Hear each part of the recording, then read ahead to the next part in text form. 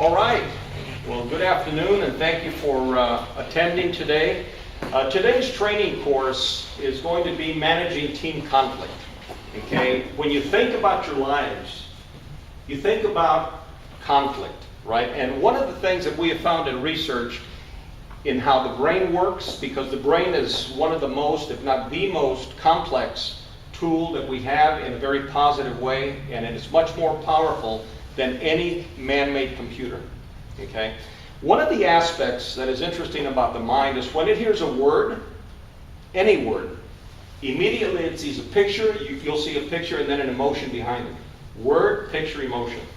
So when I say the word conflict, what picture did you immediately see? Let's start over here with Rick. Argument. An argument, okay, thank you. Like fighting. Fighting, okay. Adrian? Two people getting in a disagreement about something and getting each other's face. Okay, a disagreement about something and getting in each other's face, okay? Raising the voices, hostility. Okay, hostility and Yeah. raising the voices, Yeah. okay. Now again, conflict, right? Thank you. The picture I've seen was boxing. Boxing, okay. That's a sort of conflict, thank you. Okay. And just the issues that are going on in home. Issues going on at home, okay. When I say the word conflict, People fighting. people fighting, okay. Two people screaming at each other. Okay, two people, well, you know, that's interesting. And would you say that when we say the word conflict, it's kind of like one-sided? All of us had exactly the same picture. And what emotion? Now is the emotion part. What emotion did you feel when you saw that picture? Anger. Anger, Stress. stress, I'll say anger, Yeah, stress. stress, Anger. anger. A lot of different emotions. I don't know. I get nervous. Nervous, okay, right. Yeah. That happens to me too. Anger. Anger, okay, because at that point in life, that emotion that comes behind it, it's either fight or flight. We're either going to shy away from it, or we're going to go after it, right? And most people feel the same way. Now, why don't we do this as an icebreaker? Why don't you get up out of your chairs and no more than a minute, introduce yourselves to one another. Get up, shake the hands. This is my name. This is what I do. Rich. Adrian. My name's Rick. Nice to meet you. Sarah, nice to meet you. Sir? Jonathan. Sarah. Rich. Nice to meet you. Rich. Richie? Richie. Sir? I'm Richard. Sarah, nice to meet you. All right, very good. So everyone met each other? Yes. I didn't see anything going on there. That was good, right? No conflict at all. And if you guys would, why don't we do this? Can we share, Adrian, you want to share a handout here, and then if I can go ahead and take this one, and then you guys share over here. Okay, awesome. Because sharing is teamwork, and teamwork is good, okay? Now, one of the things, before we get into the material, when I was a kid, I lived across the street from an athletic building. And in that athletic building was Joe. And Joe used to teach boxing. And anytime any of us out in the community, in the neighborhood, small neighborhood, would have a problem, Joe would say, guys, come in here. And this is literally what he would do. He'd say, it seems like we have a conflict going, so what we're going to do is we're going to take the boxing gloves and we're going to get into the ring.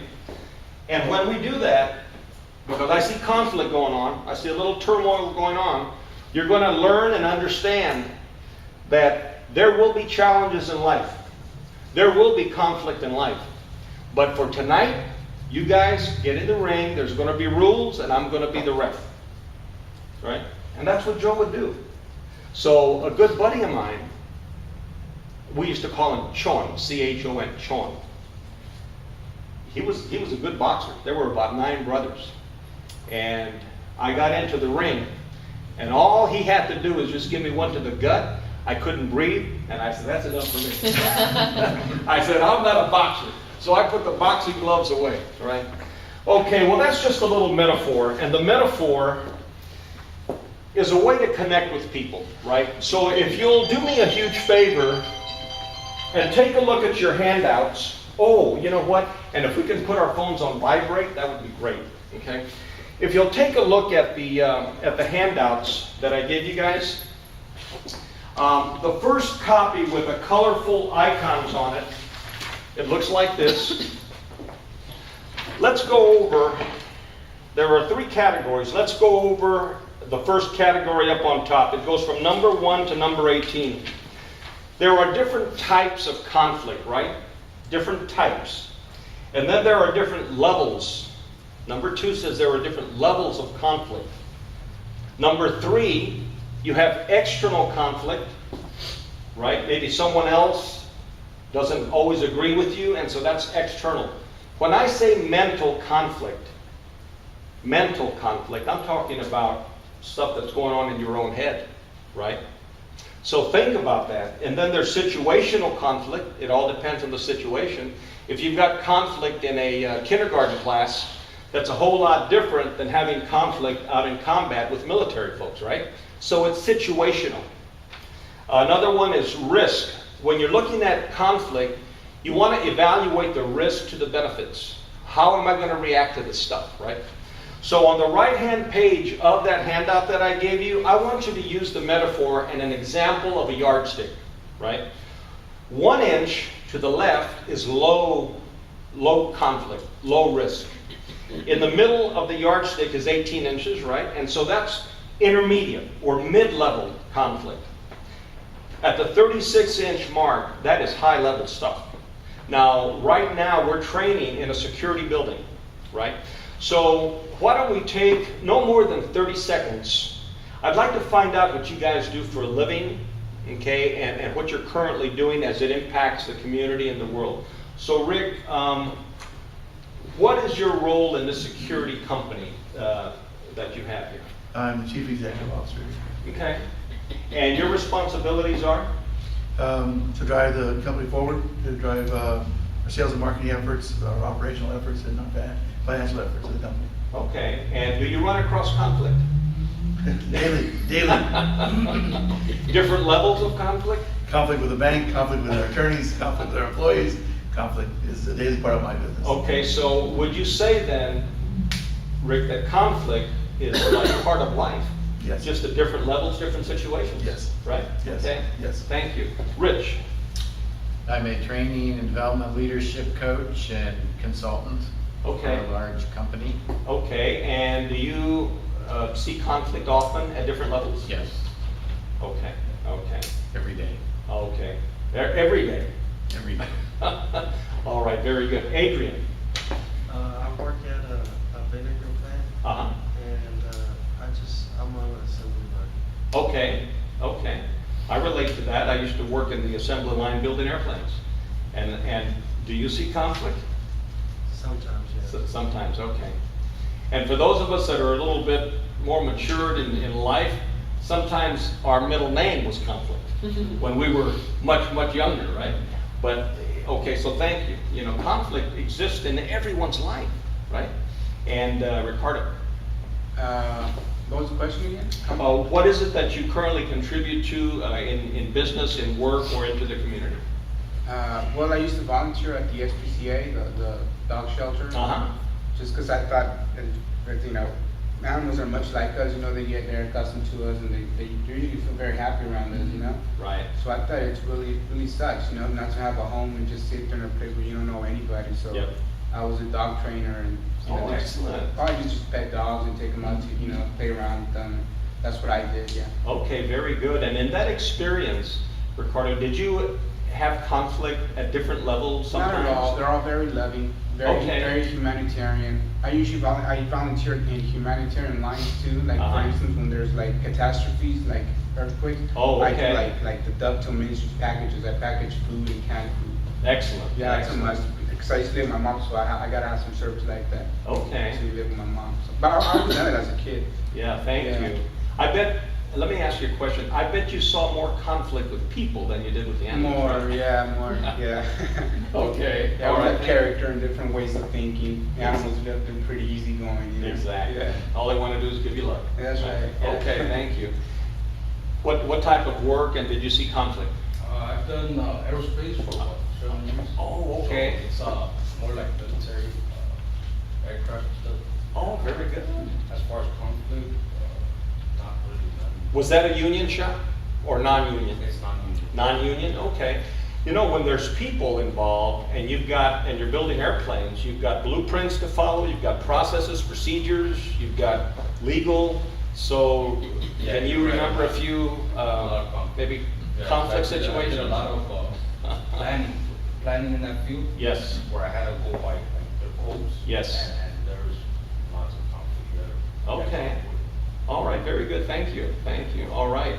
So currently, Ruben, right now, what are you doing to help the community, and do you see conflict? Like currently? Uh-huh. I'm currently unemployed. Okay. And oh, you know what? Because I've been there several times in my life, there's a lot of internal conflict that goes on when we're in that stage in our lives, right? And so what's going to happen is that I know that you have military experience, yes? Yes. And so do I. Many companies out there have military personnel. And one of the great things about conflict, and in a few minutes we'll tell you all the benefits to having conflict. But one of the strong areas that many companies want to hire veterans once they're trained and ready to go. And I can also help you with that. Okay, so stand by for that one. All right, Sarah, what do you currently do to contribute to yourself, your family, and the community, and do you see conflict? I'm an intern for Prison Ministry of America, Uh-huh. and I'm a participant in the women's home. Okay, So yes, I see conflict every day okay. in the house, and I do get to see some conflict at work, you know, internal and external sometimes. Okay. And so there's a lot that goes on there too. All right, so maybe this information could help all of us, but Yeah. yeah, with the conflict issue. Thank you, thank you. All right, Millie. I work for Sound Doctrine for Uh-huh. the Calvary Chapel Downey, Mm-hmm. and I also volunteer for the chapel store / cafe, Oh, yes. and I'm a participant in the women's home. And yes, you come through a lot of conflicts, especially when you work for a church, because people have a very high expectation. Uh-huh. They put a lot of pressure on you to be perfect for them. Yes. And it has to be on a dime. Yes. It doesn't matter if you've only worked there for several months. They expect you to be perfect. So there's a lot of conflict Wow. when it comes to that. Not only conflict, a lot of pressure, a lot of internal pressure, right? Well, thank you for responding to that, because you know what, when it comes to conflict, you have different levels of conflict, you have different types of conflict, and you explained that. Now, when it comes to the environment, it's very, very important of the environment. I gave the example earlier of a kindergarten class. Well, that's one type of environment. You have a little bit of conflict with children. But you know what? If you're in the combat zone or in the city, a little rough situation, you have to be aware of the environment. Also, the parties that are involved, right? Not all of us may be mature enough to handle conflict in the best possible solution, and we'll go over that. And what about the time frame? The time frame simply means is, do I have everything that I need to handle conflict in the next couple of minutes? You know, you're in a security company, Rick, and I'm sure that when your security officers are out there, they've been trained, and they've been trained well. But sometimes you have to make a very quick decision about conflict. So tell me a little bit about how that happens in your organization here and how you've trained them for that, because this is really super important. Well, we're in the critical decision business. Majority out of 2,000 employees, 60% of our employees are armed. So they carry a lethal weapon on their waist all day, around the clock, 7 days a week. So that's part of their critical thinking. When to use that weapon, when not to use that weapon, number one. Number two is we also are a government contractor. So local, city, county governments depend on us to be someplace at a certain time, on time. Right. Ready to be there for duty. And not everyone wants to have that responsibility as an employee. Right. So that's another issue that could be a conflict. Okay. At the same time, you know, we are a private security firm that's privately held, so we must maintain our profitability and must maintain our organizational structure. So any conflict that is out of control could be a detriment to this company. Yes. And we need to stay in business for our employees. Okay, thank you, thank you. You know, when it comes to conflict, whether it's low-level conflict, intermediate, or high-level conflict, how we handle it not only represents the environment and the situation, but it represents us. We are the representatives of the organizations or the companies that we work with, right? Okay. And then the best solutions, because there are many, many solutions. And I gave you an example of boxing gloves. Well, it was a certain situation, and it was great training for youth, right? But we can't use boxing gloves in all situations, right? All right. And then the expected outcome. If we're not thinking even ahead of time, being proactive to handle conflict, if we're not there, and then we're just reactive, that's not always great either. That's why not only in the security business, but the aerospace industry and everything that you've mentioned, you're trained at certain levels to be able to foresee a situation that may be a conflict situation, right? And so the expectations that you want from it is to be win-win, right? If it's win-lose, it's actually lose-lose. Right? So you want win-win. And it doesn't have to be a huge win, just a little bit of a win, right? And that's good enough for that particular situation. Okay? So if you think win-win in everything that you do in life, we are better off. And just believe me when I say that, right? And you've probably lived and experienced that yourself, right? Okay. And just another little metaphor, anytime in life or when we're handling conflict situations, the mind works like a parachute. It works best when it's open. How many times have we gone through life where we're closed-minded and we're myopic and we've missed opportunities, or we've missed opportunities and ways that we could have handled a conflict situation, right? And it also depends on how we're thinking at that moment, right? So if we're not thinking abundance, if we're not thinking logically, if we don't put things in perspective, perhaps, just perhaps, the conflict situation can go downhill pretty quickly, right? Okay, all right. So again, this is just a metaphor, and we'll be talking about a little bit about cause and effect, but just to introduce that topic, for every effect we have in life, for every effect, whether it's conflict, or at home or in the work environment or in any organization, there were always causes that impact the effect, right? If there's a conflict situation, there were always compelling components that led to that conflict, right? That led to the conflict. So let's continue to take a look at our handout, the one-page handout with the colorful icons. Rick mentioned that there are legal parts of his business that may be conflicting, and the judge has to take care of it, or a panel discussion. What about the human resource guidelines? Now you've got HR here, yes, and you've got guidelines, process procedures. For those of us that have been in the aerospace industry, you've got process procedures, you've got guidelines that you have to work to, you've got legal issues, right? What about the mental thought process of handling conflict? Your mental process, right? Tell me what that means to you when I say the mental thought process, your mental thought process, has to be in tune in handling any kind of conflict. What does that mean to you, Rick? I think risk is a big factor. I think in conflict, in a situation of conflict, how much do I risk to get my way? How much do I risk to win this conflict? Mm-hmm. How much do I risk if I lose this conflict? Right. So I think risk analysis is a big key factor in any type of conflict, you know. Okay.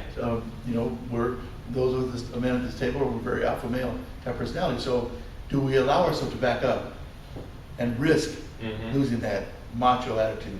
Do we risk that idea of our peers thinking of us weak? Right. Do we risk that reputation? Or do we risk hurting someone else and possibly losing our livelihood, going to jail, going to a different type of a lifestyle that we're not accustomed to Right. because we couldn't control our conflict?